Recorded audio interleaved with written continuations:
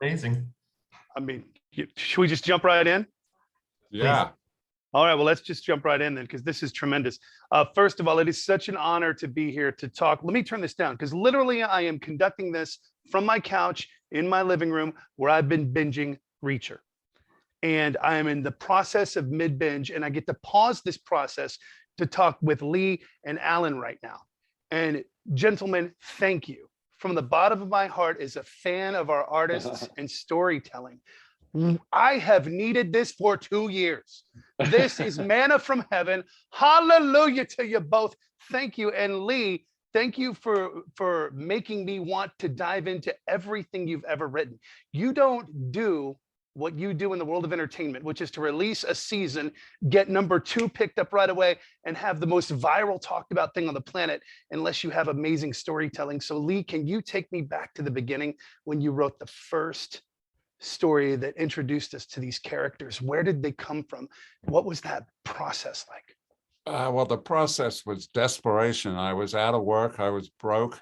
I had a little tiny bit of savings in the bank. So it was a question of getting something together before they ran out. And I remember attacking it with such intensity and such passion. And I remember by the time I got to the end of that story, I was genuinely heartbroken that it was over, because I had enjoyed it so much.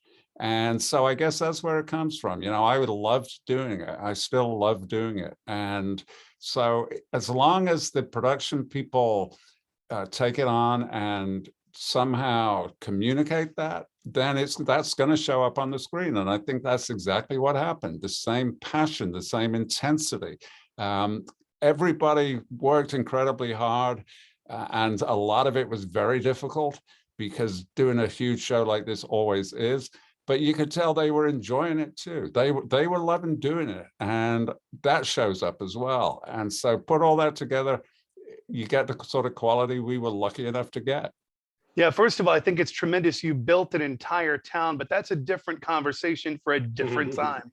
But that's the level of dedication that your people put into telling these stories and taking these stories and bringing them to life. And then, you know, Alan, for you, you know, you're going to take on the weight of this franchise. But I got to tell you, man, 15 minutes into the first episode, the chemistry was so evident between the primary characters we were introduced to that I knew that it was going to just take off, even with all of the nuances between the characters still developing. What's the weight of that feel like, Alan, to become this character and to know that you're going to take it on for what looks like the foreseeable future? #2, when you guys are looking for a cast, what do you look for? Because casting in the age of COVID, not easy over these screens. Right.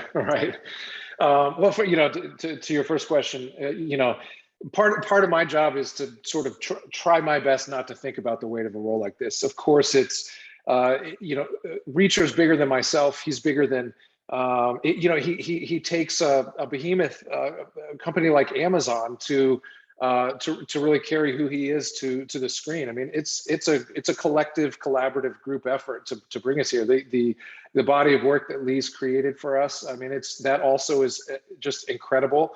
It's traveled the world and touched millions of lives. So there's a groundswell here that has very little to do with me, you know, but the fact that I get to put my fingerprint on this in some small way it's surreal, and it's not lost on me. So I'm enjoying it very much. It's cool to be a part of something so well liked.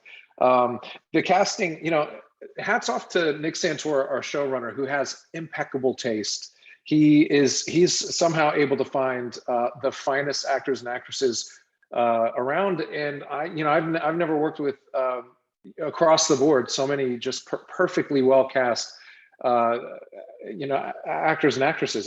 It was incredible working with Malcolm Goodwin, who plays Finley, and Willa Fitzgerald, who plays Roscoe.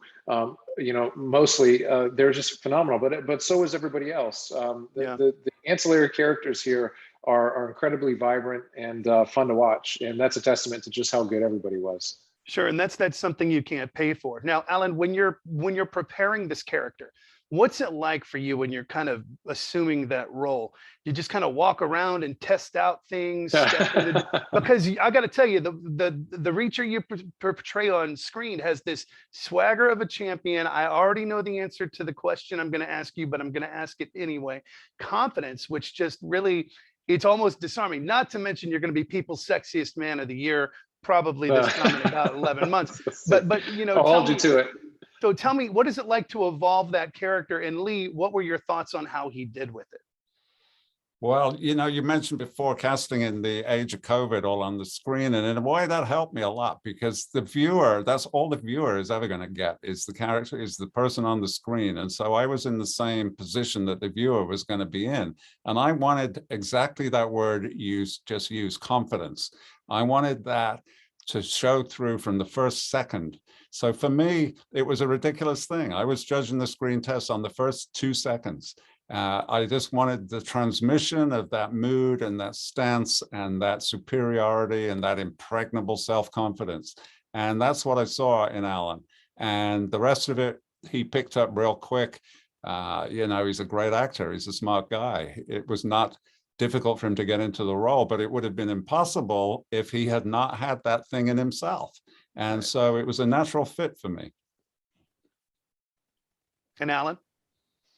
I think it's still so weird to hear Lee say that, because I'm such a fan of his work. I mean, I think there's possibly some mutual affection there, but you know, I think some of that confidence just comes, you know, by virtue of being bigger than a lot of people. You know, I don't usually have to worry about where I walk around, and that comes with the territory. So that part is easy. I also have a military background, so I really understand where somebody like Reacher comes from, and you know, how somebody like him may become a wanderer.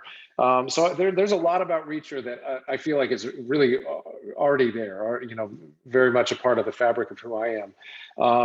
You know, and the rest of it is just this has been the most collaborative process I've ever been a part of. We began collaborating in a really healthy way even before having the role. I mean, during the audition process, we were all, you know, exploring who Reacher was on screen, and you know, figuring out who, you know, how we're going to adapt this guy and what works best. And it was fun, and we took that team effort all the way to camera and beyond. So you know, like I said, I mean, I truly mean it when I say I had a small fingerprint to play on this series, and it's just been, you know, it's been wonderful to see, you know, the fruits of everybody's efforts, you know, come to life in a good way. Sure. All right. So this is, you can take this question as seriously as you want to, or you don't have to take it as serious at all. I'm just curious. It's a long day, dark night, dark alley, winter time, snow starting to fall. Reacher encounters Jack Ryan. Who wins? Oh, come on. Oh, That's man. not fair, because then I'm talking, look, Ryan's an analyst, you know, I mean, guys. If we want to, you know, if we tied one hand behind Reacher's back and put his head in a bag, he would still win, you know? Yeah. I just saw a spot pop up for it, because I'm no lie binging as we speak. Gentlemen, thank you so much. You know, it takes great stories, amazing characters, and passion that you can't pay for to move our society forward. And you have delivered with this story and this series and with these characters something that our society needs. That's the escape that we need. It's drama, it's fun, it's something unlike anything else on television today, and you've brought it to life. So thank you. You've made me a fan. Thank you. Glad you enjoyed it. All right, guys.